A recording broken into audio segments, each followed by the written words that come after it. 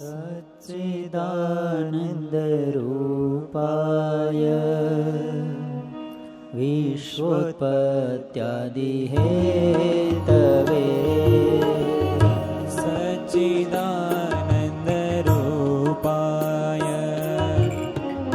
विश्वोत्पत्त्यादिहेतवे तापत्रय विनाशाय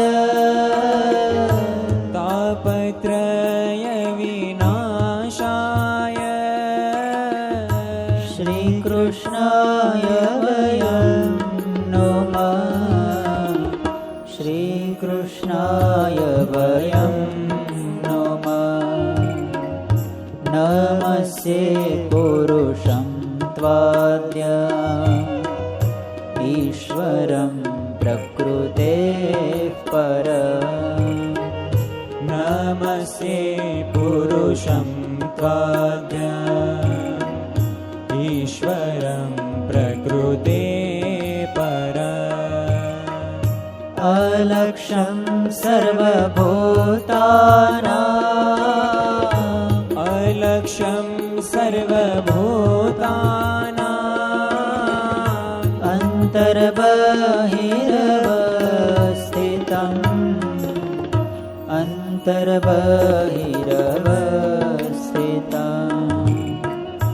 नमस्ये पुरुषं त्वाद्यम् ईश्वरं प्रकृते परम् ईश्वरं प्रकृते परम्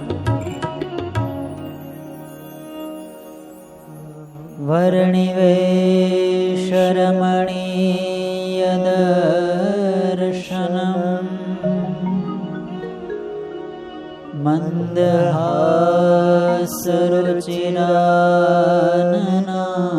मन्दहासरुचिराननाम्बुजम् पूजितं सुरनरोत्तमेर्मुदा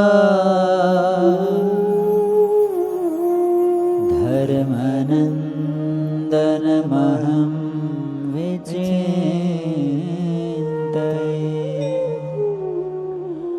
ॐ अवतारिणे श्री स्वामिनारायणाय नमो नमः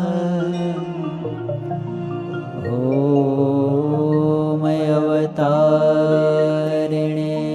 श्री हरिकृष्णाय घनश्यामाय श्री सहजानंद स्वामिने नमो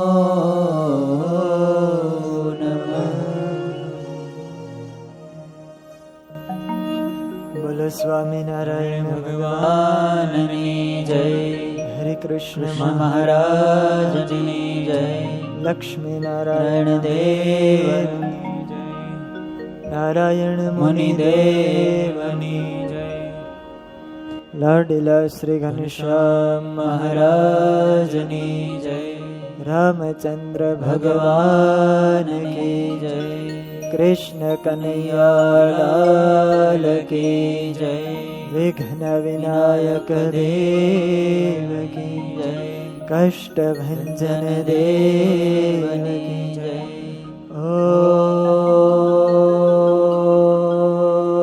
ओम नमः पार्वती पतये हर हर महादेव।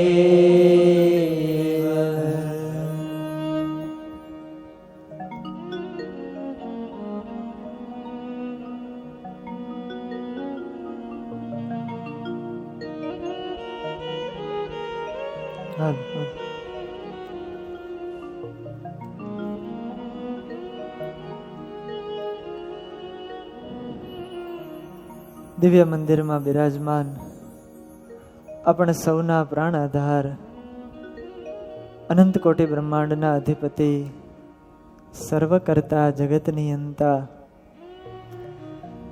એવા લાડીલા શ્રી ઘનશ્યામ મહારાજ તેમજ આ દિવ્ય સભામાં ઉપસ્થિત બાલુડા શ્રી હરિકૃષ્ણ મહારાજ, રાજાધિરાજ મહારાજ તેમજ આ દિવ્ય કથાનું આયોજન જેમની પ્રેરણાથી થયું છે એવા સાધુ ગુણ સંપન્ન પૂજ્યપાદ ગુરુજી, પૂજ્યપાદ હરિપ્રકાશદાસજી સ્વામી, પૂજ્યપાદ હરિનારાયણદાસજી સ્વામી, અધિક સર્વે બ્રહ્મનિષ્ઠ પૂજનીય સંતો, પાર્ષદવર્ય ભગતજી અધિક સર્વે પાર્ષદો તેમજ આ કથાનો જેમણે લાભ લીધો છે એવા મુખ્ય યજમાન અમારે અશ્વિનભાઈ ગણેશભાઈ ડુંગરાણી, એમના સુપુત્ર પ્રિન્સ તથા વિનસ, સહયજમાન એવા કિશોરભાઈ ગાબાણી, અરવિંદભાઈ સાળંગપુર તેમજ બાબુભાઈ વિરડિયા, અને આજના દૈનિક યજમાન એવા માધવજીભાઈ અમરશીભાઈ વિરાણી, તેમજ જન્મદિવસ નિમિત્તે અમારે તનુજ નરસિંહભાઈ કાનાણી અને એક હરિભક્ત, આ સર્વે યજમાનશ્રીઓ અને કથાનું હૃદયના ભાવથી શ્રવણ કરી રહેલા એવા સર્વે ભાવિક શ્રોતાજનોને મારા ભાવથી જય સ્વામિનારાયણ. વહાલા ભક્તજનો, શ્રીમદ ભાગવતની આ દિવ્ય કથા સાંભળતા આપણને ખૂબ આનંદ આવે છે, ખૂબ નવું નવું શીખવા મળે છે. રોજ નવા ચરિત્રો, નવી કથા ભગવાનના હસ્તે, ભગવાનના મુખેથી ગવાયેલા આ બધા શ્લોકો છે. બહુ મોટા ભાગ્ય હોય ત્યારે આ કથા સાંભળવા વાલા ભક્તજનો આપણને મળે છે. જન્માંતરે ભવેત પુણ્યમ તદા ભાગવતમ લભેત. જેના અનેક જન્મોના પુણ્ય ઉદય થયા હોય એને શ્રીમદ ભાગવતની આ કથાનું શ્રવણ કરવા મળે. અને આપણા તો બહુ મોટા ભાગ્ય કહેવાય કે આપણને સંપૂર્ણ ભાગવતની કથાનું શ્રવણ કરવાનો લાભ મળ્યો છે. એક એક સ્કંદ, એની અંદર એક એક અધ્યાય, એમાં જે જે કથાઓ આવે છે, શ્લોકો આવે છે, એનું આપણે શ્રવણ કરી રહ્યા છીએ. વહાલા ભક્તજનો, આજનો પરમ પવિત્ર દિવસ શીતળા સાતમ, આવતીકાલે જન્માષ્ટમીનો દિવસ. એક મહિનાની આ કથા છે, રોજ આપણે સાંભળીએ છીએ, આનંદ આવે છે. હવે તો દિવસો પૂરા થવા આવ્યા. ખૂબ આનંદ આવે છે, નવા નવા ચરિત્રો આપણને સાંભળવા મળે છે. અને એ ચરિત્રોમાંથી જીવન જીવવાનો બોધપાઠ પણ આપણ સૌને મળે છે. એવી સુંદર ભાગવતની કથા, ચતુર્થ સ્કંદની કથા, ભગવાન પૃથુની કથા છે. વેનની ભુજાનું મંથન કર્યું અને એમાંથી ભગવાન પૃથુનો પ્રાદુર્ભાવ થયો છે. વહાલા ભક્તજનો, પરમાત્માની પ્રગટ થવાની રીત ન્યારી હોય છે. ભગવાન ક્યાંથી કેવી રીતે પ્રગટ થાય, આ બધું અલૌકિક હોય છે. કારણ કે પરમાત્મા સ્વયં પોતે અલૌકિક મૂર્તિ છે, દિવ્ય મૂર્તિ છે. એનું જન્મવું એ પણ દિવ્ય છે. અને જન્મ થયા પછી પ્રભુ જે પણ કર્મ કરે એ પણ દિવ્ય છે. બસ ભગવાનમાં આપણે દિવ્ય ભાવ કેળવવાનો છે. જન્મ કર્મ ચ મે દિવ્યમ એવમ યો વેત્તિ તત્વતઃ ત્યક્ત્વા દેહમ પુનર્જન્મ નૈતિ મામેતિ સોર્જુન.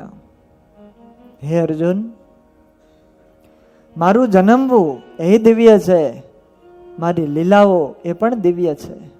અને જે દિવ્ય જાણે એ જન્મ અને મરણથી મુકાઈ જાય છે, એ મને પામે છે.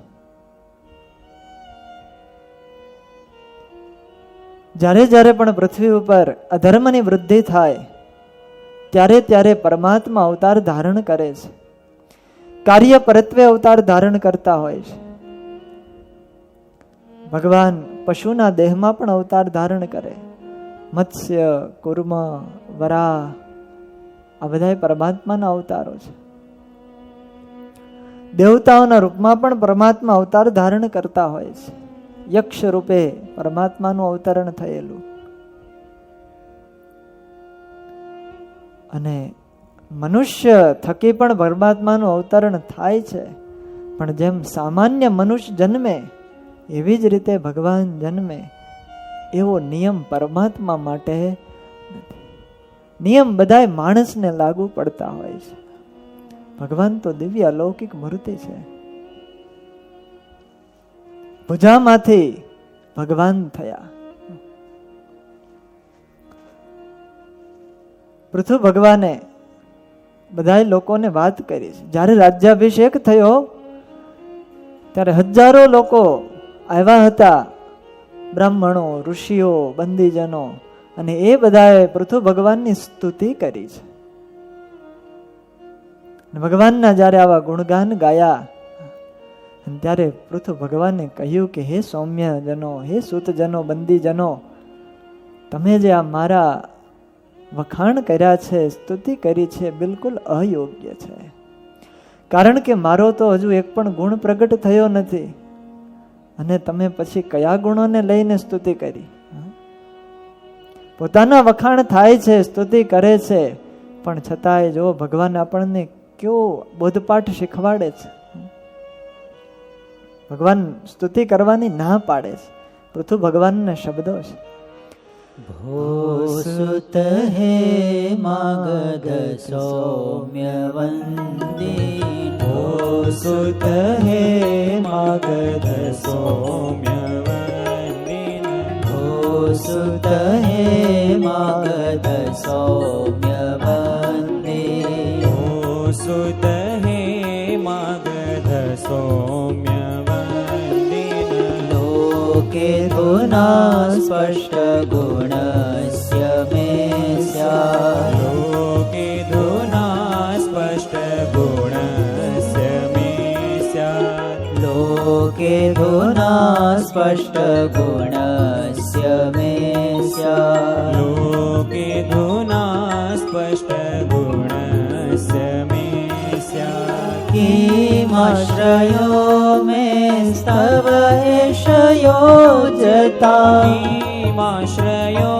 મે સ્તવ એષયોજતા, કિમાશ્રયો મે સ્તવ એષયોજતા, કિમાશ્રયો મે સ્તવ એષયોજતા, મામય્ય ભુવન વિતથા ગિરો વહ, મામય્ય ભુવન વિતથા ગિરો મામય્ય ભુવન વિતથા ગિરો વહ, મામય્ય ભુવન વિતથા ગિરો ભોસુત હે માગધ સૌમ્ય વંદી, ભોસુત હે માગધ સૌમ્ય વંદિન. અતિ અદ્ભુત પૃથુ ભગવાન બોલે છે. પરમાત્માના શબ્દો છે. હો સુત, હે માગધ, હે સૌમ્ય, હે વંદિન. સાંભળો તમે બધા.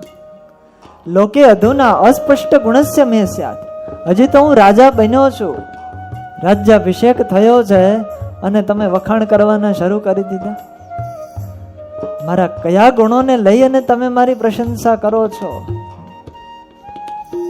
હજી તો મારામાં એ કઈ ગુણ નથી, મેં કઈ કાર્ય કર્યું નથી, અને તમે શાની સ્તુતિ કરો છો?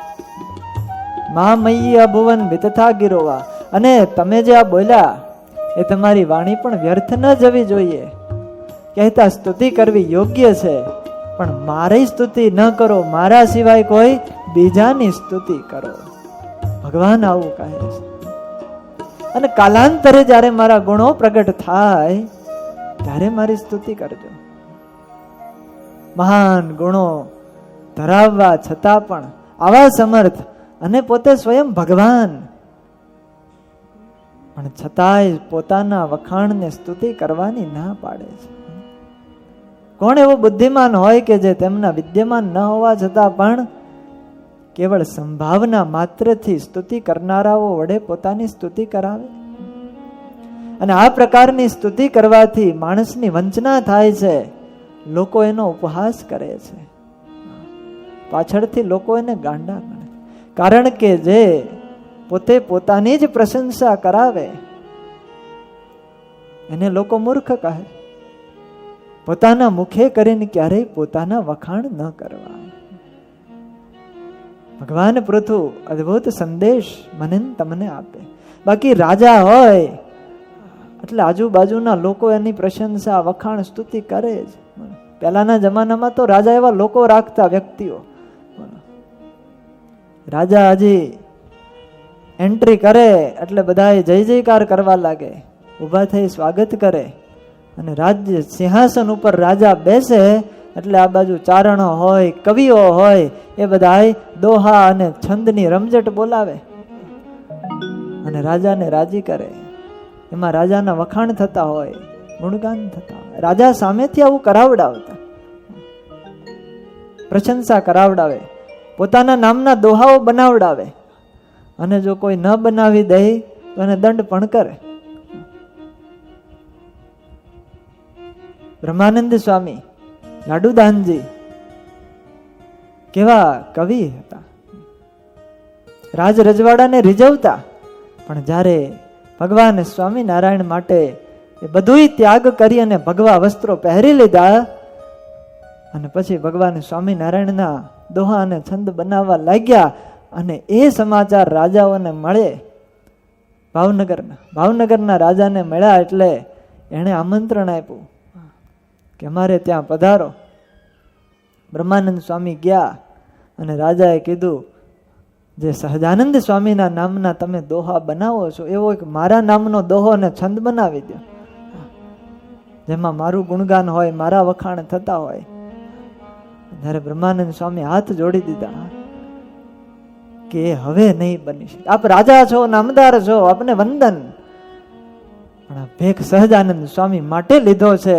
હવે તો સહજાનંદ સ્વામી માટે બધું કુરબાન છે, એને અર્થે બધું થાય, હવે બીજા માટે ન થાય. અને જ્યાં ના પાડી ત્યાં તો આ બાજુ રાજાનો માણસો બધા ઉભા થઈ ગયા, તલવાર ઉપર હાથ વયો ગયો અને પછી તો માંડ શાંત પડાયું. એટલે આવું થાય. પોતાના વખાણ બધાને ગમતા હોય છે, પણ ખુશામત વાળા ભક્તજનો એવી વસ્તુ છે, એ ખુશામત કરનાર અને ખુશામત સ્વીકારનાર બંનેને ભ્રષ્ટ કરે છે, બેયને પાડે છે. કારણ કે આ છે ને સ્લો પોઈઝન છે. વખાણ એક ધીમું ઝેર છે જે માણસને અંદરથી ખતમ કરી નાખે. અને માણસની એવી જ રુચિ હોય કે મારા લોકો વખાણ કરે, મારું નામ બોલે, મારા ગુણગાન ગાય. આપણે કંઈક વસ્તુ સારી લાવ્યા હોય તોય 4-5 જણાને બતાવી. મકાન બનાવ્યું હોય, સારો બંગલો બનાવ્યો હોય એટલે કોઈ ન આવતું હોય તો બોલાવવી, જો બંગલો કેવો બનાવ્યો, કેવો લાગે છે, સામેથી પૂછીએ.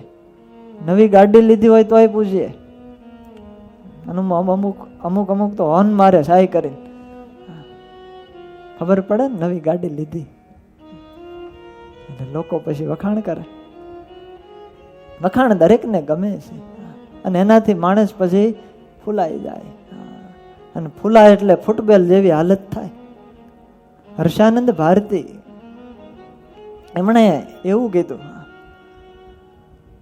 કે આ વોલીબોલ અને ફૂટબોલ છે એની અંદર હવા ભરવામાં આવે, એ હવાથી ફૂલાય અને માણસ વાહથી ફૂલાય છે. હવાનું ઊંધું વાહ, માણસ વાહ વાહ કરે લોકો એટલે માણસ ફૂલાય અને પછી એની દશાય વોલીબોલ ને ફૂટબોલના જેવી થાય. અને કોઈ વખાણ ન કરે તો પછી મૂંઝાઈ જાય.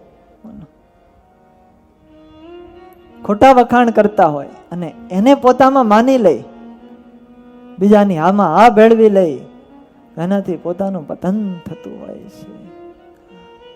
મોટા ભાગના રાજાઓ, ઉમરાઓ એનો નાશ આવી રીતે જ થયો છે.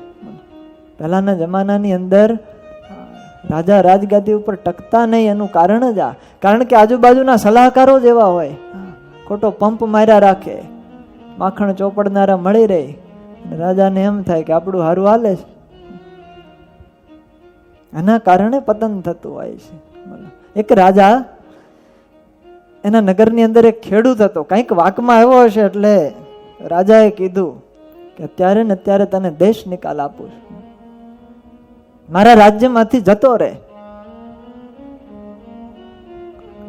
રાત્રિ પસાર થઈ અને સવારનો સમય થયો, રાજ દરબાર ભરાયો અને આવડો આ ખેડૂત હાથમાં નાળિયેર અને સાકરનો પડો લઈ અને રાજાની પાસે આવ્યો.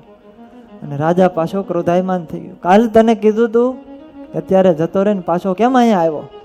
અરે નામદાર મહારાજા, હું જતો જ હતો, અમારું સામાન પેક કરી અને જતો તો, રાત્રિનો સમય હતો, રસ્તામાં મને તમે મળ્યા. ભગવાન જેવો વેશ હતો, તમારું સ્વરૂપ એવું દિવ્ય હતું, 4 ભુજા, શંખ, ચક્ર, ગદા અને પદ્મ આવા આયુધો ધારણ કરેલા હતા. દિવ્ય કાંતિ, તમારી તેજસ્વી કાયા, આ તો જોઈ અને હું આભો બની ગયો કે આ તો અમારા મહારાજા છે. અમારા મહારાજા તો સ્વયં ભગવાન છે. મને તમારા આવા દર્શન થયા એટલે મને એમ થયું કે હું જાવ જ છું તો અમારા રાજા, અમારા ભગવાનને આ શ્રીફળ અને સાકર અર્પણ કરીને પછી જાઓ. આમ જે આવા વખાણ કર્યા, શ્રીફળ ત્યાં મૂક્યું, પણ ઓલા આજુબાજુ વાળા મંત્રીઓ હતા, એણે પૂછ્યું કે હે મહારાજા, આ ખેડૂત તમને એમ કહે છે તમે ભગવાન છો, તે તમે સાચીને ભગવાન છો? રાજા વિચાર કરે અને પછી કીધું હોવ તો હોવ હો, એ કહે છે કઈ ખોટું તો ન હોય, હું ભગવાન હોવ તો હોવ. એટલે આવું બને, ખોટા વખાણ, ખોટી પ્રશંસા અને એની આમાં આ ભેળવી દે, એ માણસનું અધઃ પતન કરે છે. એટલે શિક્ષાપત્રીમાં મહારાજે લખ્યું, સ્વશ્લાઘા સ્વમુખે ન ચ, પોતાના મુખે કરીને ક્યારેય પોતાના વખાણ કરવા નહીં. કારણ કે જે વખાણ કરે છે એનો નાશ થાય.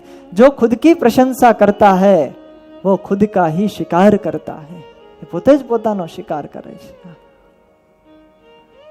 વખાણ કરાવવા કરતા કાર્ય એવા સારા કરો કે એની પ્રશંસા લોકો એની મેળે કરવા લાગે. ઢંઢેરો પીટાવાની જરૂર ન પડે, કાર્ય સારા કરીએ એનાથી લોકોની અંદર સારી છાપ પડે. આજ ભગવાન પૃથુ પોતે કહે છે મારા વખાણ, મારી પ્રશંસા તમે ન કરો, આ બધું રહેવા દો. બોલો, ભગવાનને આ ગમતો નથી, આપણને શીખવાડે છે. બાકી તો ભગવાન તો પ્રશંસાને યોગ્ય છે, ગુણ ગાવાને યોગ્ય છે, પણ છતાં પણ પરમાત્મા પોતે જ્યારે ધરા ઉપર અવતાર ધારણ કરીને આવે છે ત્યારે આ રીત સ્વીકારે છે. અને ભગવાન સ્વામિનારાયણ પણ આ જ રીતે વર્તા. મહારાજ આગળ કોઈ સારી વસ્તુ લાવતું તો મહારાજને ગમતું નહીં. મહારાજ કે અમને આમાં રુચિ નથી, આ તો સત્સંગીઓના કલ્યાણ થાય એને સારી ભાવના હોય એનો અમે અંગીકાર કરીએ છીએ, બાકી તો અમને આ બધું ગમતું નથી. સ્વયં ભગવાન સ્વામિનારાયણ પત્રની અંદર રામાનંદ સ્વામીને લખે છે મહારાજની રુચિ કેવી છે. કૃષ્ણ કીર્તિ વિના પદ ગાન, શબ્દ લાગે ત્રિશૂળ સમાન. કૃષ્ણ કીર્તિ વિના પદ ગાન, શબ્દ લાગે ત્રિશૂળ સમાન. નારી રૂપાળી લાગે છે એવી, જાણો ભૂખી રાક્ષસણી જેવી. નારી રૂપાળી લાગે છે એવી, જાણો ભૂખી રાક્ષસણી જેવી. બળી સુગંધી પુષ્પની માળ, તે તો લાગે છે કંઠમાં વ્યાળ. વળી સુગંધી પુષ્પ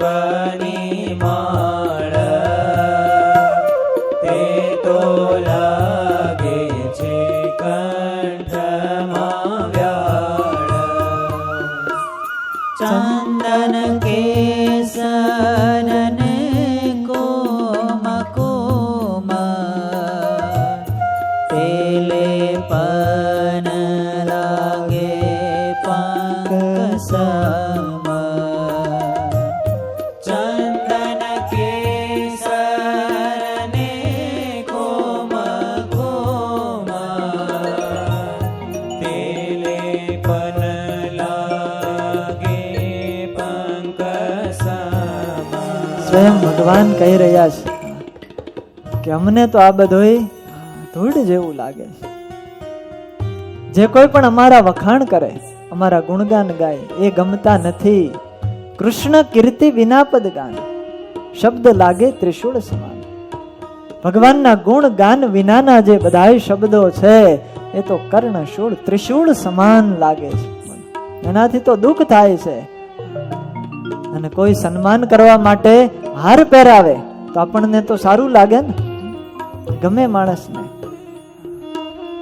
અને જો નામ ન લીધું હોય કે હાર પહેરાવા માટે કંઈક બોલાવ્યા ન હોય, સન્માન ન થયું હોય તો આપણને દુઃખ થઈ જાય. આ માણસની રીત. અને ભગવાન કે સુગંધી પુષ્પની માળ એ તો લાગે છે કંઠમાં વ્યાળ. કોઈ અમને પુષ્પમાળા પહેરાવી હોય તો ભગવાન કે તો અમને સર્પની માળા પહેરાવી હોય એવું લાગે. કેવી અદ્ભુત વાત છે. ભગવાનને સન્માન આ બિલકુલ ગમતું નથી. વખાણ બિલકુલ ગમતા નથી. કોઈ ચંદન કેસર કુમકુમનું લેપન કરે, ભગવાન કે તો અમને કાદવ જેવું લાગે છે. આ પરમાત્માની રીત છે. આજે પૃથુ ભગવાન પણ બંદીજનોને એમ કહે છે કે તમે મારી સ્તુતિ કરવી રહેવા દો, એના કરતા નારાયણની સ્તુતિ કરો, પરમેશ્વરની આરાધના કરો. મારા સિવાય કોઈ બીજાના ગુણગાન ગાઓ, હું ગુણગાન ગાવા માટે યોગ્ય જ નથી. આવું નિર્માનીપણું ભગવાન સ્વયં પોતે ગ્રહણ કરે છે. પ્રભો હ્યાત્મનઃ સ્તોત્રમ જુગુપ્સ્યન્તિ વિશ્રુતાઃ હ્રીમંતઃ પરમોદારા પૌરુષમ વા વિગર્હિતમ. લજ્જાશીલ માણસ છે એ પોતાના ખરાબ કર્મને ઢાંકવા માટે પ્રયત્ન કરતો હોય છે. માણસે કંઈક ખરાબ કાર્ય કર્યું હોય, પાપ કાર્ય કર્યું હોય તો એને છુપાવવા માટે પ્રયત્ન કરે, કોઈ જોઈ ન જાય, કોઈને ખબર ન પડી જાય. કારણ માણસની અંદર લજ્જા છે. જો કોકને ખબર પડશે તો આબરૂના ધજાગરા થશે. એ પોતાના પાપને ઢાંકે છે. પણ જે સાજ્જન પુરુષ છે, લોક વિખ્યાત મનુષ્ય છે, એ પોતાના સારા કાર્યને પણ ઢાંકતા હોય છે, પોતાના ગુણને ઢાંકતા હોય. આ સારા પુરુષનું લક્ષણ છે, સાધુ પુરુષનું લક્ષણ છે. આજ મોટાઈ છે એમની કે જે ગુણોને ઢાંકે. આપણે દાદા ગુરુ એવું કહેતા. હમણાં પરમ દિવસે આપણે જેનો ઉત્સવ ઉજવવા જઈ રહ્યા છીએ, 33મી પુણ્યતિથિ, એક મહાન વિરલ વિભૂતિ સંત, ત્યાગ અને વૈરાગ્યની મૂર્તિ સમાયે સંત, સાધુતા પૂર્ણ જેમનું હૃદય હતું, ઉદારતા એ જેમનો પરિચય હતો, એવા એક સદગુરુ સંત. પોતે જેતપુર મંદિર એ વખતે બહુ સદ્ધર હતું અને એના કોઠારી પદે પોતે હતા. પણ છતાંય દાદા ગુરુ એવું કહેતા, આટલા બધા ગુણ, આટલો બધો વૈરાગ્ય. સંતોના મુખે એવું સાંભળ્યું, દાદા ગુરુ એવું કહે કે ગુણને ઢાકે ને એ સાધુ કહેવાય. જે પોતાના ગુણને ઢાકે એ સાધુ, એ જ સાચી સજ્જનતા છે.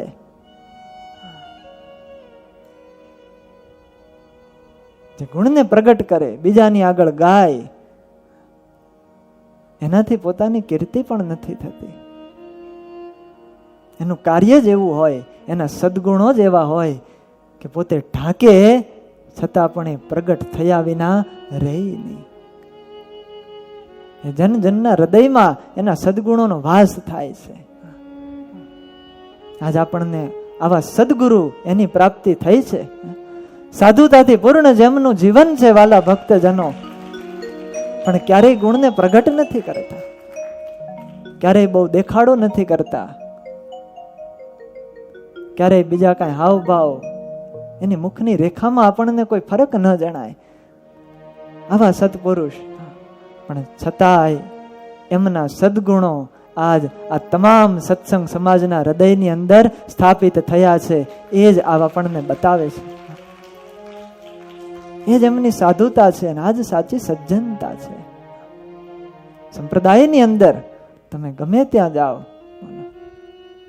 એમની સાધુતા, એના ગુણ આપણને જણાશે.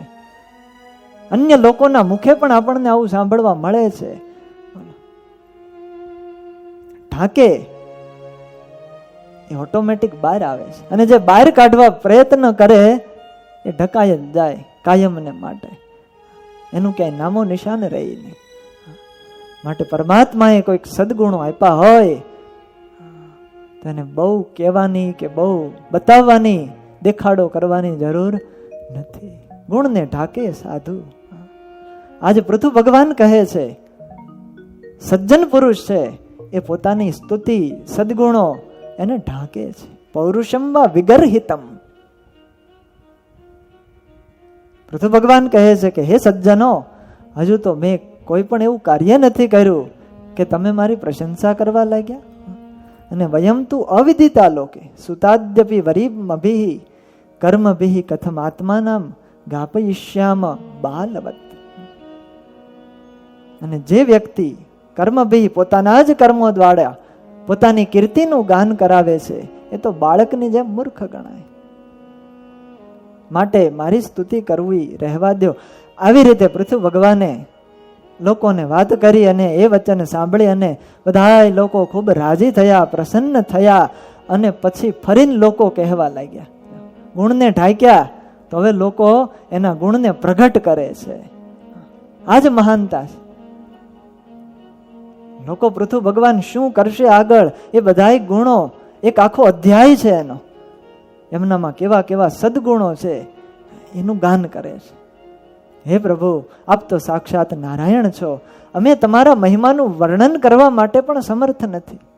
અરે બ્રહ્મા જેવા બ્રહ્મા બુદ્ધિશાળી હોય એ પણ તમારા મહિમાને પાર નથી પામી શકતા. એ ભ્રમમાં પડી જાય તો અમે તો કઈ રીતે આપની સ્તુતિ કરી શકીએ. તમે ના પાડી, પણ તમારા પ્રશંસનીય કર્મો છે એનું થોડું ઘણું વર્ણન તો અમે કરીશું જ. કારણ કે તમે વેનની ભુજાથી ઉત્પન્ન થયા છો, સાક્ષાત ભગવાનના કલા અવતાર છો. આપની કીર્તિ અતિ ઉદાર છે. પછી બંદીજનોએ, લોકોએ ભગવાનના ગુણાનું વાદ કર્યા છે. એશ ધર્મભૃતામ શ્રેષ્ઠો લોકમ ધર્મે અનુવર્તયન ગોપ્તા જ ધર્મ સેતુ નામ શાસ્તા તત્ પરિપંથિના. આજ પૃથુ રાજા લોકોને ધર્મમાં પ્રવૃત્ત કરશે. પોતે તો ધર્મશાળીઓમાં શ્રેષ્ઠ ગણાશે અને બીજા લોકોને પણ ધર્મમાં પ્રવર્તન કરાવશે, ધર્મ મર્યાદાનું રક્ષણ કરશે. કારણ કે રાજાનો ધર્મ છે. પ્રજાની પાસે ધર્મનું પાલન કરાવવું એ રાજાનો મુખ્ય ધર્મ છે. શિક્ષાપત્રીમાં મહારાજે રાજાના ધર્મના 2 શ્લોક લખ્યા. એમાં પ્રથમ શ્લોકમાં મહારાજે લખ્યું, મદાશ્રિતેર નુપેર ધર્મ શાસ્ત્રમાશ્રિત્ય ચાખલા પ્રજા સ્વા પુત્રવત પાલ્યા ધર્મ સ્થાપ્યો ધરાતલે. પૃથ્વી ઉપર ધર્મનું સ્થાપન કરવું એ રાજાનો ધર્મ છે. અને રાજા છે એટલે આ વિરોધીઓને પણ દંડ આપશે. રાજા રૂપે ભગવાન અવતર્યા છે એટલે દંડ આપવા પણ સમર્થ છે. હજી સાધુ રૂપે હોય, ભગવાનના 2 અવતાર થાય. એક રાજા રૂપે થાય અને બીજા સાધુ રૂપે પરમાત્મા પૃથ્વી ઉપર અવતાર ધારણ કરતા હોય છે. ભગવાન દત્તાત્રેય, કપિલ ભગવાન થયા, સ્વામિનારાયણ ભગવાન થયા. આ બધા સનકાદિકો છે એ સાધુ રૂપે અવતાર ધારણ કરીને આવ્યા. કૃષ્ણ પરમાત્મા, રામચંદ્ર ભગવાન હોય, પૃથુ ભગવાન હોય, આ બધા રાજા રૂપે ભગવાનના અવતારો કહેવાય. સાધુ રૂપે હોય તો બધું સહન કરે, કારણ કે સાધુનો ધર્મ છે. એ દંડ ન કરે. મહારાજે કેટલું સહન કર્યું. લોકોના અપમાનો બધું સહન કર્યું. મહારાજે વચનામૃતમાં કીધું, શું કરીએ, સાધુ થયા. જો રાજાના જેવી રીત હોય તો જાજો દંડ થાય એની માથે. રાજા રૂપે અવતાર ધારણ કરીએ તો મહારાજ કે દંડ કરીએ, પણ ભગવાન પણ સહન કરે છે સાધુ રૂપે. આ તો રાજા રૂપે ભગવાન અવતર્યા છે. પૃથુ ભગવાન એટલે વિરોધીઓને દંડ આપશે. અને અત્યાર સુધી યજ્ઞો બંધ હતા, હવે પરમાત્મા યજ્ઞોનું પુનર્સ્થાપન કરશે, બધા પાસે યજ્ઞો કરાવશે. અને યજ્ઞના પ્રચારથી વૃષ્ટિ પણ થશે, એનાથી પૃથ્વી લોકનું હિત થશે, અને યજ્ઞ કરવાથી દેવતાઓનું પણ હિત થશે.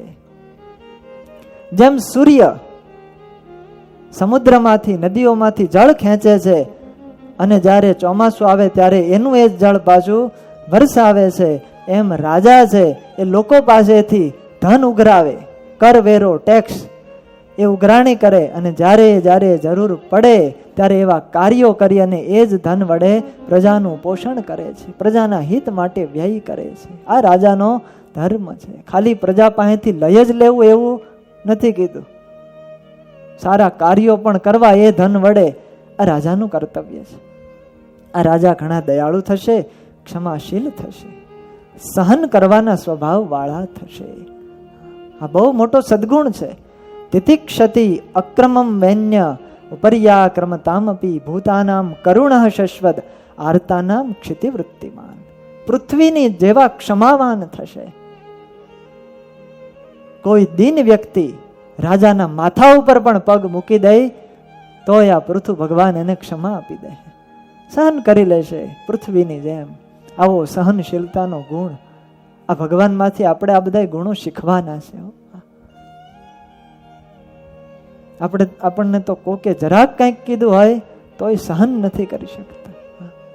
નહીં તો એવું લખ્યું, પોતે રાજા છે છતાંય કોઈ માથે પગ મૂકે તોય સહન કરી લેશે. આવી તિતિક્ષા, આવો સહન કરવાનો ગુણ એ ભગવાનમાં છે. બોલો, પરમાત્મા જ્યારે જ્યારે અવતાર ધારણ, આવતીકાલે જન્માષ્ટમી, શ્રી કૃષ્ણ પરમાત્માનો પ્રાગટ્ય દિન, તમે જો ભગવાનના જીવનમાં કેટલી મુશ્કેલીઓ હતી ને કેટલું સહન કર્યું. કાલે રાત્રે 12 વાગે ભગવાનનો જન્મ થયો હતો. ક્યાં થયો હતો? જેલમાં થયો હતો. બોલો, ભગવાન છે જન્મ જેલમાં થયો, અને થોડા જ સમય પછી માસી મારવા આવ્યા, પૂતના માસી. બોલો, અને દુશ્મનો શકટાસુર, અઘાસુર, તૃણાવર, ધેનુકાસુર, પ્રલંબાસુર, કંસ, ચાણુર, મુષ્ટિક, કેશી, કંસ, જરાસંધ, કેટલાય દુશ્મનો હતા. અને વ્રજમાં રહેતા પાડોશી સતત ફરિયાદ કરવા આવે માં યશોદાને કે આ તારો કાનો હેરાન કરે છે, એને સમજાય. સતત ફરિયાદો શરૂ. બ્રાહ્મણો યજ્ઞ કરે ત્યારે કૃષ્ણાય સ્વાહા, કૃષ્ણાય સ્વાહા કરે, અને એ જ બ્રાહ્મણો ભગવાન જ્યારે એ વનમાં જતા હતા ત્યારે એના એ બ્રાહ્મણો લાકડી લઈને મારવા દોડ્યા. આવું દુઃખ આવ્યું. ભગવાન છે, જોજો કેટલા બધા દુઃખ આવે છે જીવનમાં, છતાંય બધું સહન કરે છે. અને પછી પરમાત્માએ વિવાહ કર્યા. પત્ની કેટલી હતી? બીજાને તો એક હોય. 16,108 પત્નીઓ હતી ભગવાનને. તમારે એક છે તો કેમ થાય છે? ભગવાનનું શું થતું હશે? પણ છતાં કેટલા પ્રશ્નો નીકળતા હશે. કુટુંબીઓ આરોપ લગાડ્યો. દ્વારિકામાં સ્યમંતક મણિની કથા 10મ સ્કંદની અંદર આવે. ભગવાન ઉપર આરોપ નખાયો. અક્રૂરજી ભગવાનના ભગત કહેવાના, પણ એ મણી ચોરીને જતા રહ્યા હતા. આટલું કષ્ટ, અને પોતાના પ્રિયજન ગોપીઓ એનાથી વિખૂટું પડવાનું થયું. અને કાર્ય શું? ભગવાને શું કર્યું? અર્જુનનો રથ હાંક્યો, એટલે સારથી તરીકે રહ્યા. ટૂંકમાં ડ્રાઈવરનું કામ ભગવાને કર્યું. અને મૃત્યુ પામ્યા ત્યારે એક સામાન્ય પારાધીના હાથે પાલકા તીર્થમાં બાણ વાગવાથી ભગવાનનું મૃત્યુ થયું. સોનાની દ્વારકા હતી, પણ એના ઉપર સમુદ્રનું પાણી ભરી ગયું, અને પોતાના જ દીકરાઓ બધાય યાદવા સ્થળી કરી અને મૃત્યુ પામ્યા.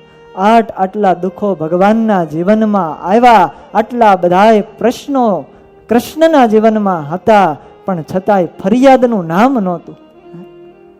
કારણ સહન, તિતિક્ષા નામનો સદગુણ બહુ મોટો છે. જીવનભર હસતા મુખે એ ભગવાને બંસી વાદન જ કર્યું છે. વાંસળી વગાડી, વેણુનો નાદ કર્યો, અખંડ સુખિયા થયા. કારણ કે સહન કરીએ તો સુખ થાય, તો મોટપ મળે. અને ભગવાન જે વાંસળી વગાડતા હતા એ વાંસળીની કથા અદ્ભુત છે. એ વાંસળીને ભગવાનના 18 વર્ષ ઉપર સ્થાન મળ્યું છે એનું કારણ પણ વાંસળીએ બહુ સહન કર્યું છે એ મારા કવિ લખે છે.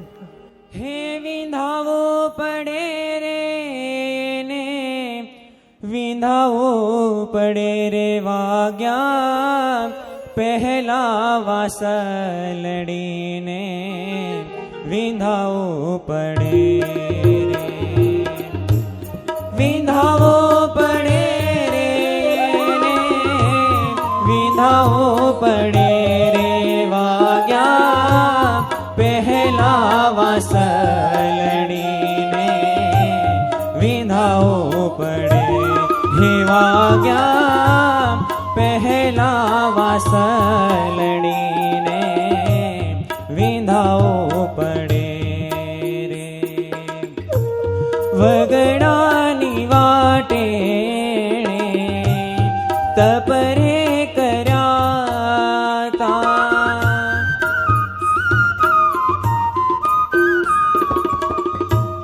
વગડાની વાટે તપરે કર્યા તા વગડાની વાટે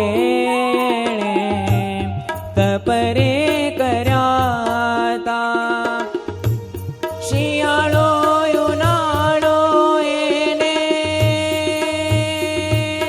હો શિયાળો ઉનાળો એને ચોમાસું નડે રે વાગ્યા પહેલા વાસળડીને વિંધાવો પડે હે વાગ્યા પહેલા વાસળડીને વિંધાવો પડે એ વાંસળી ભગવાનના અધરોષ્ટ ઉપર સ્થાન મળ્યું એનું કારણ એનું પૂર્વ જીવન કેવું હતું. એક વાંસનું વૃક્ષ જંગલની વચ્ચે હોય, નાનામાંથી ધીરે ધીરે ધીરે મોટું થાય, ચોમાસું આવે, વરસાદની ધારાઓ પડે અને એ સહન કરે. શિયાળાની ઠંડી એ સહન કરવાની. એને કઈ ગોદડા ઓઢાડવા કે ધાબળા ઓઢાડવા કોઈ જાતું નથી. વૈશાખનો ધોમ ધગતો તાપ પડે એ સહન કરે. ઠંડી, ગરમી, વરસાદ બધું સહન કર્યું. બધી ઋતુમાં જે પણ કષ્ટ પડે એ બધું સહન કરે. અને પછી કોઈ કારીગર વાંસને લેવા માટે આવે ત્યારે શું કરે? સીધો કુહાડો મારે અને એના શરીરને કાપી નાખે. પોતાનું શરીર એને આપી દીધું અને પછી સરાણે ચડે, એમાંથી નાના નાના ટુકડાઓ કરે. આટલું સહન કર્યું અને હજી પણ સરસ મજાની તૈયાર થાય પછી એમનેમ તો કઈ વાગે, એની અંદર કાણા પાડે છે. વિંધાવવું પડે રે એને વિંધાવવું પડે. કાણા પડે ત્યારે એમાંથી સૂર નીકળતા હોય છે, ત્યારે એમાંથી અવાજ નીકળતો હોય છે અને અવાજ એ સહન શક્તિનો અવાજ હોય છે. એટલું સહન કરે ત્યારે એમાંથી આવા મધુરા સૂર આપણને સંભળાતા હોય છે. એ ભગવાનના અધરોષ્ટ ઉપર ચડે એનું કારણ એને સહન કર્યું છે. છલ્લી કર્યું.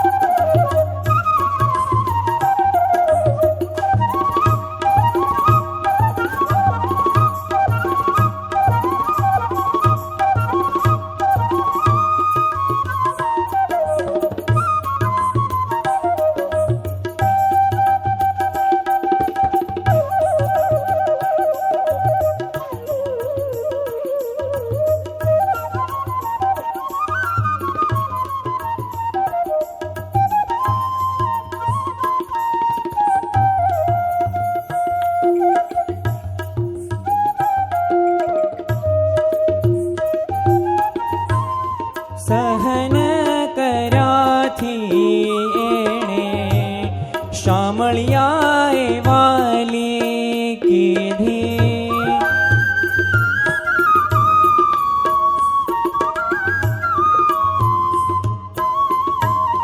સહન કર્યાથી એણે શામળિયાએ વાલી કીધી સહન કર્યાથી એણે શામળિયાએ વાલી કીધી વારે વારે વનવાળીના હો વારે વારે વનમાળીના અધરે ચડે રે વાગ્યા પહેલા વાસળીને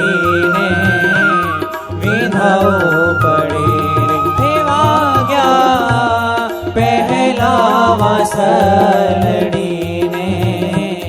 વિધાઓ પડે આ કથાવાલા ભક્તજનો બતાવે છે આટલું એ વાંસના વૃક્ષે સહન કર્યું ત્યારે વારે વારે ભગવાન એને પોતાના અધર ઓષ્ટ ઉપર ચડાવે એમાંથી મધુરા સૂરો નીકળે. જીવનની અંદર ગમે એવા કષ્ટો આવે તો એને સહન કરતા શીખીએ. તિતિક્ષા નામનો ગુણ જો જીવનમાં ઉતારીએ તો કોઈ પ્રશ્ન ન રહે. બાકી જીવન છે, દુઃખ આવવાના, પરિસ્થિતિઓ વિપરીત આવવાની, અને એનું જ નામ સંસાર છે. વારા ફરતી ફર્યા રાખે સંસારનું ચક્ર એ સંસાર સમસરતી એ ફર્યા જ રાખે છે. ક્યારે એક સરખું જીવન કોઈનું હતું નથી, એમાં અનેક પ્રશ્નો આવશે. અને હું તો એમ કહું, ભગવાન કૃષ્ણના જીવનમાં જેટલા પ્રશ્ન આવ્યા એટલા મારા ને તમારા જીવનમાં નહીં હોય. માટે આ કથામાંથી આ પરમાત્માનો ગુણ વાલા ભક્તજનો હું તમે જીવનની અંદર ઉતારીએ તો આપણે ખૂબ સુખી થશું, આનંદમાં રહેશું કાયમ. સહન કરવું, ક્ષમા આપવી, પૃથ્વીનો આ બહુ મોટો ગુણ છે. આ પૃથ્વીનો લોકો કેટલો ઉપયોગ કરે. મોટી મોટી બિલ્ડિંગો બાંધવા માટે કેટલા ઊંડા ઊંડા ખાડા કરે છે, એના ઉપર કેટલો મોટો ભાર મૂકે, પણ છતાંય પૃથ્વી બધું સહન કરે છે. ક્ષમા નામનો ગુણ. પૃથુ ભગવાન આવા હતા. તિતિક્ષતિ અતિ અક્રમમ વૈન્ય ઉપર્યા કર્મતામ અપી ભૂતાનામ કરુણઃ શશ્વત. કોઈ દીન વ્યક્તિ, કોઈ ગરીબમાં ગરીબ અને છેવાડાનો વ્યક્તિ પણ એના માથા ઉપર પગ મૂકે તોય એને ક્ષમા આપી દે, સહન કરી લે. આવા ભગવાન હતા. ઇન્દ્રની જેમ જળ વરસાવીને પ્રજાનું આ પરમાત્મા રક્ષણ કરશે, બધાને આનંદ થશે. એમની ગતિ તો બહુ ન્યારી છે. અનંત ગુણો આ ભગવાનના આશરે રહેશે. અને કોઈ નિંદા કરશે તો એની પ્રત્યે પણ ઉદાસીન રહેશે, અને સ્તુતિ કરશે એના પ્રત્યે પણ ઉદાસીન રહેશે. નિંદા અને સ્તુતિ એ પોતાના મનની અંદર નહીં ધરે. કોઈ કદાચ ખરાબ બેણ કહેનારો આવશે તો એ કાને નહીં ધરે, અને કોઈ વખાણ કરશે તોય કાને નહીં ધરે. ના દંડ્યમ દંડયત્યેશ સુતમ આત્મ દ્વિષામપી દંડયતિ આત્મજમપી દંડ્યમ ધર્મ પથે સ્થિતા. આ રાજાનો ધર્મ છે. દંડ આપવો, યોગ્ય વ્યક્તિને દંડ આપવો. જે પાત્ર હોય, યોગ્ય હોય એને દંડ આપવો. અને પૃથુ ભગવાન કેવા થશે? પોતાનો શત્રુ હોય પણ એને કંઈ ભૂલ ન કરી હોય તો એને દંડ નહીં આપે, અને પોતાનો સગો દીકરો ભલે હોય પણ એને જો ભૂલ કરી હશે, એ દંડને પાત્ર હશે તો એને દંડ આપશે. આ રાજાનો ધર્મ છે. ત્યાં કોઈ ભેદભાવ ન ચાલે. એ નીતિવાળો રાજા કહેવાય. આજે પણ એવા રાજાઓ જોવા મળે. 1-2 વર્ષ પહેલા જ પ્રસંગ બની ગયો વિદેશની અંદર. એક રાજા હતો, પોતાના ભત્રીજાએ કંઈક ભૂલ કરી હશે, કંઈક વાંકમાં આવ્યો, પોતાનો સંબંધી હતો. સંબંધીઓ ખૂબ રાજાને મનાવ્યા, પણ રાજા 1ના 2 ન થયા. આ તો મારું રાજ્ય છે, આની અંદર તો નીતિ જ કામ કરશે. એ પછી મારો સંબંધી હોય કે મારો શત્રુ હોય. અને એના ભત્રીજાએ ભૂલ કરી એટલે એને પણ ફાંસીને માચડે ચડાવી દીધો. ત્યાં પક્ષપાત ના આવે, અન્યાય કહેવાય, બધાને એક સરખો મળે. નહીતર રૂપિયા આપો એટલે તમારી ભૂલ દબાઈ જાય. આ નીતિ નથી, એ ન્યાય નથી. મહાભારતની કથા, હંસધ્વજ રાજા, પાંડવો અશ્વમેધ યજ્ઞ કરતા હતા અને ઘોડાને છૂટો મૂક્યો, આખી પૃથ્વી ઉપર ફરતો ફરતો આ રાજાના રાજ્યમાં આવ્યો અને હંસધ્વજ રાજાએ જોયું આ તો પાંડવોનો અશ્વ છે અને એ પોતે પકડી લીધો ઘોડો. અશ્વમેધ યજ્ઞનો એવો નિયમ કે એ ઘોડાને જે પકડે એની સાથે યુદ્ધ કરવાનું. રાજાને ખબર હતી આપણે તો ભગવાનની સાથે યુદ્ધ કરવાનું થશે, પાંડવોની સાથે, પણ છતાંય પકડ્યો ઘોડાને અને યુદ્ધનો એલાન થયું. એટલે રાજાએ પોતાના નગરની અંદર જાહેરાત કરી, આવતીકાલે યુદ્ધ થવાનું છે, સમય આપ્યો, સવારનો આ સમય, બધા એ યુદ્ધ ભૂમિમાં હાજર થઈ જવાનું ને જે ન આવે કે મોડા આવશે એને એક તેલનો કૂવો બનાવ્યો હતો, એ ઉકળતા તેલની અંદર નાખી દેવામાં આવશે. આવું એલાન રાજાએ કર્યું. શંખ અને લિખિત પોતાના ગુરુની સંમતિ થઈ અને એના દ્વારા આવું આયોજન થયું. બીજા દિવસનો સવાર થયો, નગરના બધા લોકો રાજા સહિત યુદ્ધ ભૂમિની અંદર હાજર થયા, પણ પોતાનો દીકરો જ ન આવ્યો. વિચાર કર્યો રાજાએ, મારો દીકરો તો પરાક્રમી છે ને શૂરવીર છે, એ કેમ ન આવ્યો? અને યુદ્ધ ભૂમિનો આ નિયમનો ભંગ કર્યો. તપાસ કરાવી, ઘણો સમય પસાર થઈ ગયો અને પછી એ ધનુષ અને બાણ લઈ અને એનો દીકરો આવ્યો સુધન્વા. અને ત્યારે રાજાએ કીધું તે નિયમનો ભંગ કર્યો. મોઢો કેમ પડ્યો? કારણ જે હોય તે.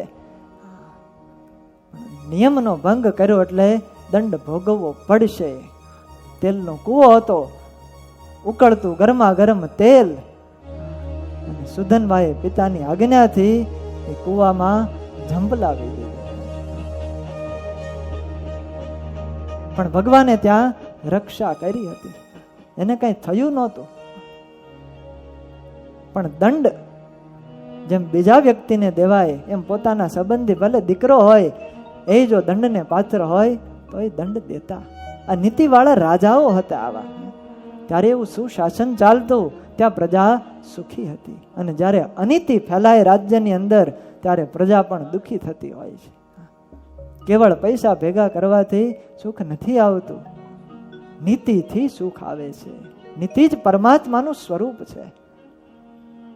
પક્ષપાત વિના આ પૃથુ રાજા બધાને દંડ આપશે. એના રાજ્યની અંદર એક સરખો ન્યાય હશે અને સઘળા ક્ષેત્રમાં નિષ્કંટક રાજ્ય થશે. રંજયિષ્યતિ યલ્લોકમ અયમ આત્મ વિચેષ્ટિતૈ. આ રાજા પ્રજાને આનંદ પમાડશે. રાજા શબ્દનો અર્થ કરે છે. આપણે રાજા શું કામ કહીએ છીએ? રાજાનો ખરો અર્થ આવો થાય, અથમ ઉમમ આહુ રાજાનમ મનોરંજન કહી પ્રજા. જે પ્રજાને આનંદ કરાવે એને રાજા કહેવાય. રંજ ધાતુ છે, જે પ્રજાને રંજન કરાવે, એને આનંદ કરાવે એને રાજા કહેવાય. પ્રજાને દુઃખ દે એને રાજા ન કહેવાય. આ દુષ્ટોને પણ દંડ આપશે. આ તો અદ્વિતીય થશે અને ભૂમંડળનું પોતે એકલા જ રક્ષણ કરવા માટે સક્ષમ થશે. પૃથ્વીનું દોહન કરશે, પૃથ્વીને સમથળ કરશે. 100 જેટલા અશ્વમેધ યજ્ઞો કરશે અને ઇન્દ્ર અંતે ઘોડો લઈ જશે. સોનત કુમારોનો મેળાપ થશે. સર્વત્ર પૃથુ ભગવાનના ચરિત્રોના ગુણવાદ થશે, ચર્ચાઓ થશે અને સઘળી દિશાઓને જીતશે. અસુરો પણ એમના પ્રભાવનું ને ગુણોનું વર્ણન કરશે, ગુણાનુવાદ ગાશે.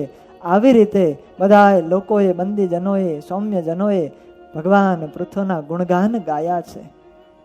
ત્યારબાદ રાજાએ બધા લોકોનો સત્કાર કર્યો અને આ સાંભળતાની સાથે વિદુરજી આજ મૈત્રેય મહર્ષિને પ્રશ્ન કરે છે કે હે ઋષિવર, આ પૃથ્વીએ ગાયનું રૂપ શા માટે ધારણ કર્યું અને એને ભગવાને દોઈ? વાછરડું કોણ બન્યું? દોહવાનું પાત્ર કોણ બન્યું? આ બધું મને કહો. અને પૃથ્વી તો ઊંચા નીચી હતી અને સમથળ કેવી રીતે કરી? અને ઇન્દ્ર ઘોડો શું કામ લઈ ગયો હતો? અને સનત કુમારો પાસેથી જ્ઞાન મેળવી અને રાજા પૃથુ કઈ ગતિને પામ્યા એ બધી જ વાત મને કરો. કારણ કે ભગવાનના અવતાર હતા અને ભગવાનના ચરિત્ર સાંભળવાની મને અત્યંત ઉત્કંઠા છે. હું ભગવાનનો ભક્ત છું, અનુરાગી છું, માટે એ પરમ ચરિત્રોની કથા મને સંભળાવો. અને ત્યારે મૈત્રેય મહર્ષિ આગળની કથા હવે સંભળાવે છે.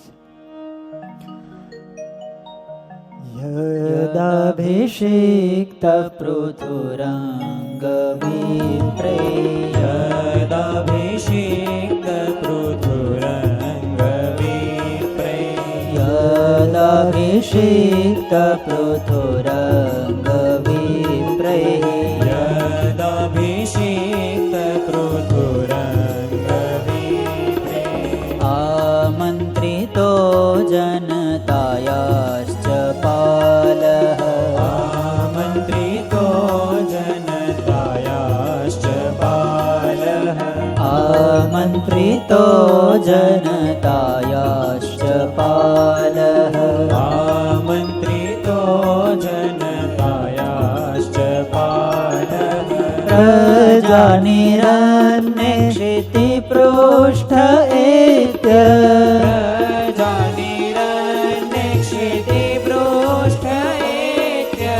પ્રજાનિરન્નેક્ષિતિ પૃષ્ઠ એત્ય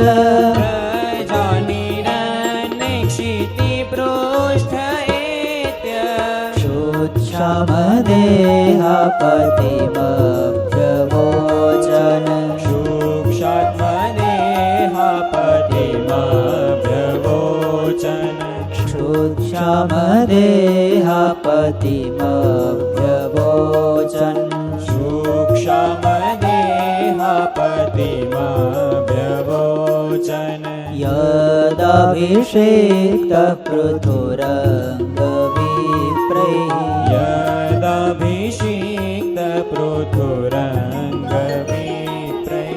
મૈત્રેય મહર્ષિ કહે છે કે હે વિદુરજી, જ્યારે પૃથુ ભગવાનનો રાજ્યાભિષેક કરવામાં આવ્યો, રાજા બન્યા, અને એ જ સમયે પ્રજા નિરન્ને ક્ષિતિ પૃષ્ઠે ક્ષિતક્ષામ દેહા, આખી પૃથ્વી એમાં કોઈ પણ અન્ન પાકતું ન હતું. એ વખતે પૃથ્વી રસકસ વિહોણી બની ગઈ હતી અને અન્ન ન મળે એટલે બધાય ભૂખે મરતા હતા. ભૂખને કારણે બધાયના શરીરો નિર્બળ થયા, કારણ કે અન્ન છે એ જ બળ આપે છે. અન્ન છે મનુષ્યનું જીવન છે. અન્નાદ ભવતિ પુરુષઃ, એનાથી શક્તિ મળે. અને જો અન્ન પેટમાં ન નાખીએ તો જઠરાગ્નિ અંદર પ્રદીપ્ત હોય, એનાથી દેહ બળવા લાગે, ક્ષીણ પડતું જાય શરીર. નિર્બળ થઈ ગયા બધાના શરીરો, એટલે બધા હાથ જોડતા ભગવાન પૃથુની પાસે આવ્યા છે. વયમ રાજન જાઠરેણ અભિતપ્તા, હે રાજન, અમે તો સળગતી આગથી તપીએ છીએ. જેમ વૃક્ષો એ આગની અંદર બળી જાય એમ પેટની ભીષણ જ્વાળાથી અમે બળી રહ્યા છીએ.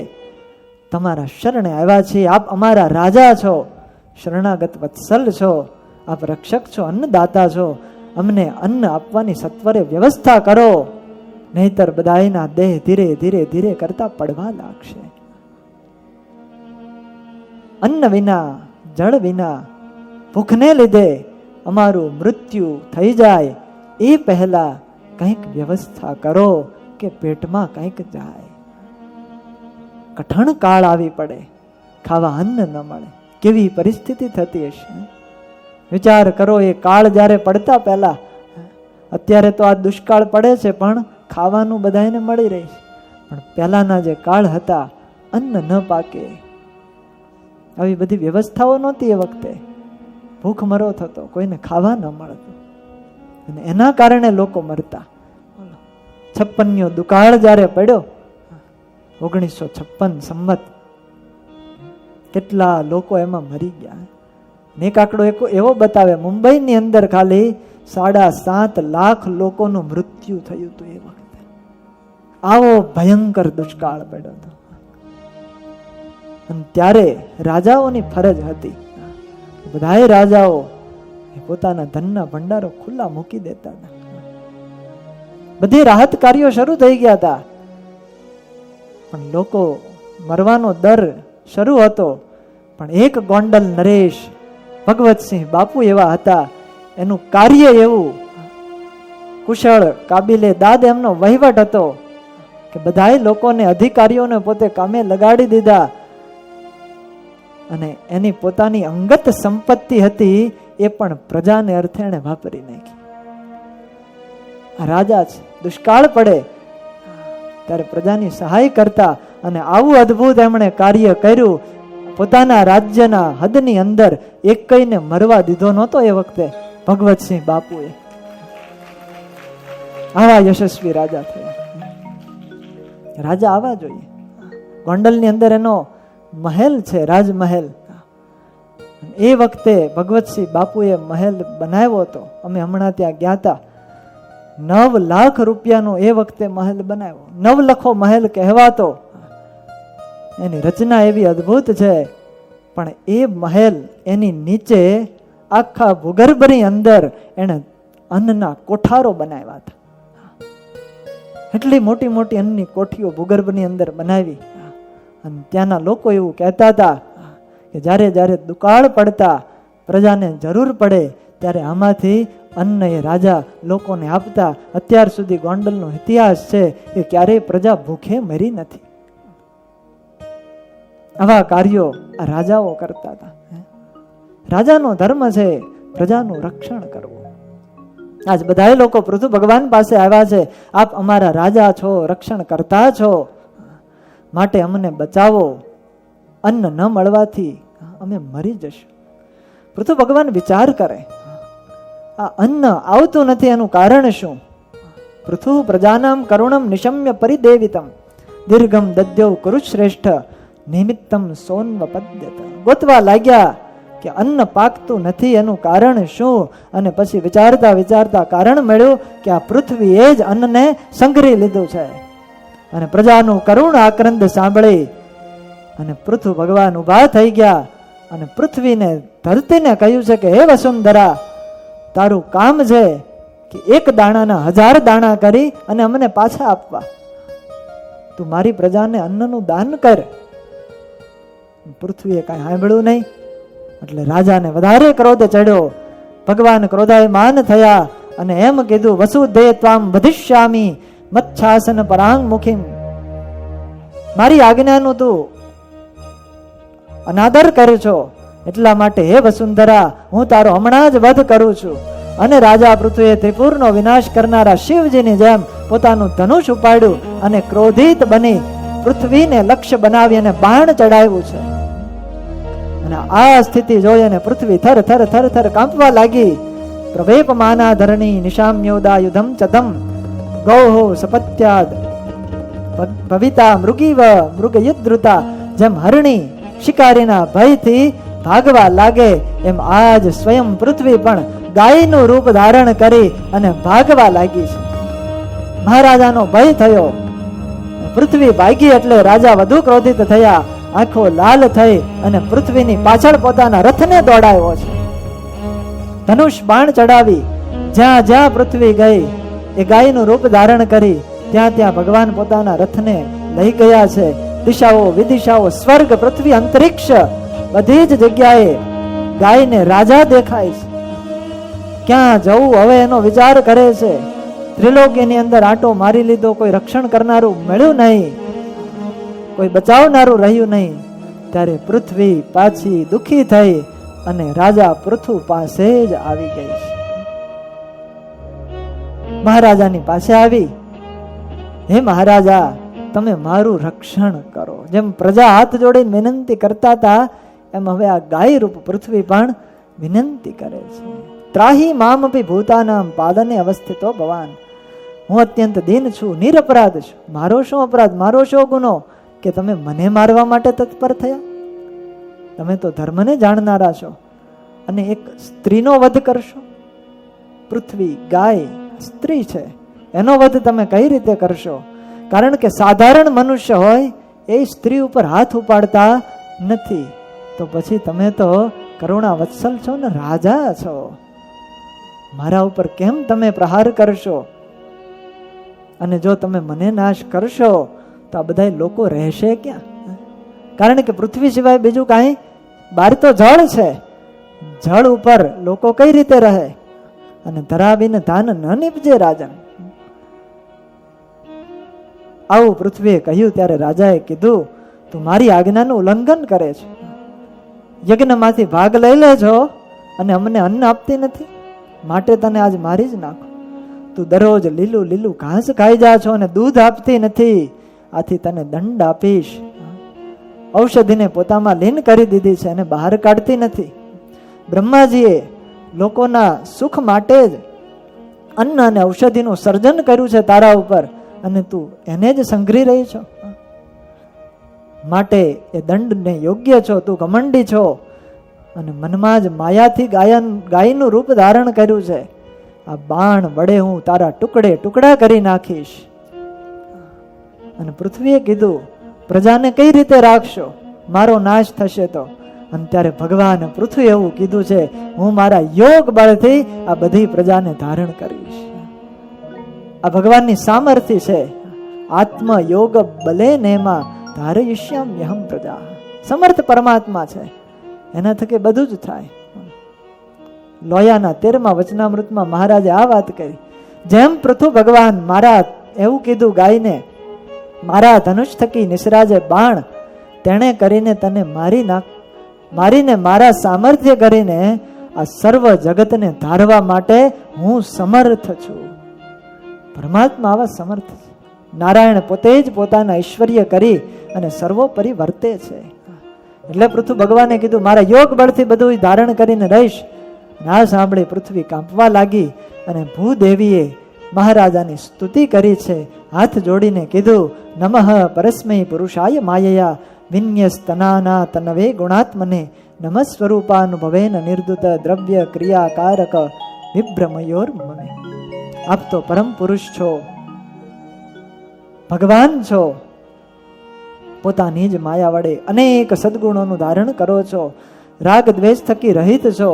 અને હે પરમાત્મા, આપના જે દર્શન કરે, આપનું જે ભજન કરે અને આપના સ્વરૂપને જે જાણે ને, એને તમે રાગ અને દ્વેષથી પર કરી દો છો. આવા ભગવાન દયાળુ છે. વિદ્યતે હૃદય ગ્રંથિ છિદ્યંતે સર્વ સંશયા. જે પરમાત્માના દર્શન કરે ભાવથી, એના રાગ દ્વેષ તમામ વિકારો ભગવાન નાશ કરી દે. બહુ અદભુત સ્તુતિ કરી. તમે જગતના વિધાતા છો, તમને નમસ્કાર કરું છું. દીન થઈ અને તમારા શરણે આવી છું. તમારા સિવાય અમારે કોનો આશરો છે. જ્યારે જ્યારે પણ વાલા ભક્તજનો પરિસ્થિતિ વિકટ આવે ત્યારે ભગવાનના શરણે જજો. દુઃખ ચારેય બાજુથી ઘેરો ઘાલે ત્યારે એક ઈશ્વરનું શરણું સ્વીકાર કરજો. એ ભગવાન આપણને દુઃખમાંથી ઉગારશે, પરમાત્મા આપણું રક્ષણ કરશે. અદ્ભુત શબ્દો છે.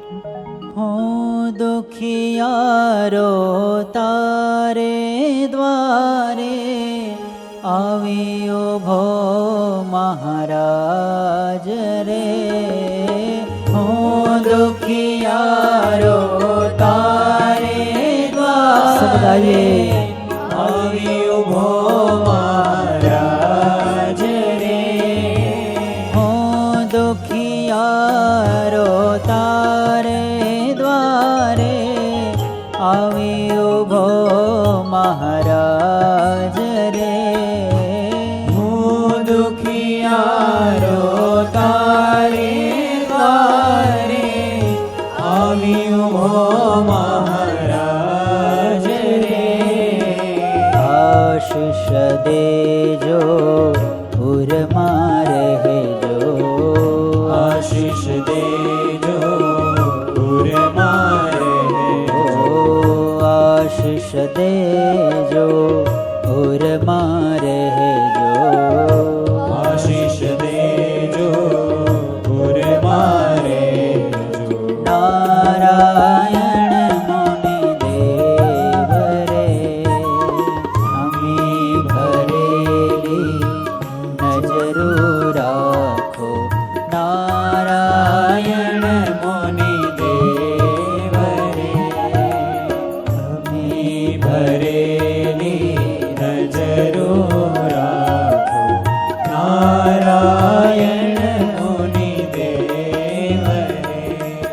પરમાત્મા આગળ જઈ બે હાથ જોડી અને પ્રાર્થના કરવી કે હે ભગવાન, હું તમારે શરણે છું. અમારે તો એક તમારો આધાર છે. આપ વિના અમારું રક્ષણ કરનારો બીજું કોણ છે? દુઃખમાંથી ઉગારનારું હે પ્રભુ, આપના વિના કોણ છે? સર્વ સમર્થ હોય તો એ ભગવાન છે. ગુણાતીતાનંદ સ્વામી કહે, જેણે દુઃખ આપ્યું છે એ જ દુઃખમાંથી મુક્ત કરશે. કર્મ ફળ પ્રમાણે ભગવાન સુખ અને દુઃખ દે છે. જ્યારે જ્યારે જીવને દુઃખ આવે ને ત્યારે જીવ બધાય રસ્તાઓ જોતો હોય છે, બધાય રસ્તે આંટા મારી આવે અને પાછો આવે, ક્યાંય પણ સફળ ન થાય અને પછી છેલ્લે એક ભગવાનનો રસ્તો બાકી રહે, છેલ્લે ન્યા જાય. જીવની આ દુર્દશા છે. ભગવાનનો માર્ગ છેલ્લે પસંદ કરે. પણ દુઃખ આવે, ગમે એવી પરિસ્થિતિ આવે, સુખ હોય કે દુઃખ, પરમાત્માને પહેલા નંબરે જીવનની અંદર રાખજો. ભગવાન ક્યારેય દુઃખ આવવા નહીં દે, દુઃખ દેખાવા નહીં દે.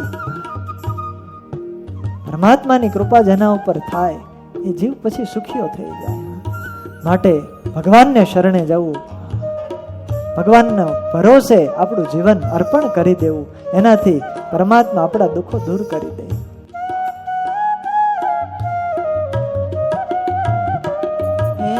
તારા ભરોસે જીવન નૈયા હાકી રહ્યો મહારાજ રે. તારા ભરોસે જીવન નૈયા હાકી રહ્યો મહારાજ રે. તારા ભરોસે જીવન નૈયા હાકી રહ્યો મહારાજ રે. બની સુકાની પાર ઉતારો, બની સુકાની પાર ઉતારો. નારાયણ મુનિ દેવ રે, અમે ભરેલી નજરો રાખો. નારાયણ મુનિ દેવ રે, નારાયણ મુનિ દેવ રે. અતિ અદ્ભુત પ્રાર્થના કરે છે. આપણે એક ભગવાનને આશરે છીએ. દુઃખ પડે ત્યારે ભગવાનને શરણે જવું. અને વાલા ભક્તજનો, મારા ને તમારા તો બહુ મોટા ભાગ્ય છે કે આપણને ધરતી ઉપર રહેવા મળ્યું છે કે જ્યાં સ્વયં ભગવાને પોતાની પ્રસાદીની એ નારાયણ મુનિ દેવની મૂર્તિ આપી છે. એ સુરતના રાજા કહેવાય નારાયણ મુનિ દેવ. એ આપણા ભાગ્યમાં આવ્યા, લોકોના દુઃખ દૂર કરે છે. અને આ વિસ્તારની અંદર પૂજ્યપાદ ગુરુજીની કૃપાથી આવા લાડીલા ઘનશ્યામ મહારાજ આપણને મળ્યા છે. એની આગળ જઈ બે હાથ જોડીને પ્રાર્થના કરીએ, બધાય દુઃખ ભગવાન દૂર કરી દે, ભગવાન દુઃખ ન દેખાવા દે. આવા પરમાત્મા છે. માટે દુઃખ આવે ત્યારે આવી રીતે પરમાત્માને શરણે જઈ અને બીજો આશરો ન લેતા ભગવાનને પ્રાર્થના કરી. આજે પૃથ્વી પણ ગાયનું રૂપ ધારણ કરી અને પરમાત્માની આવી સ્તુતિ કરે છે. અને આગળ જે વાત કરે છે એ બધી વાત વાલા ભક્તજનો આપણે પછી પરમ દિવસે લેશ કથાને વિરામ. બોલો સ્વામિનારાયણ ભગવાન, કૃષ્ણ કનૈયા કી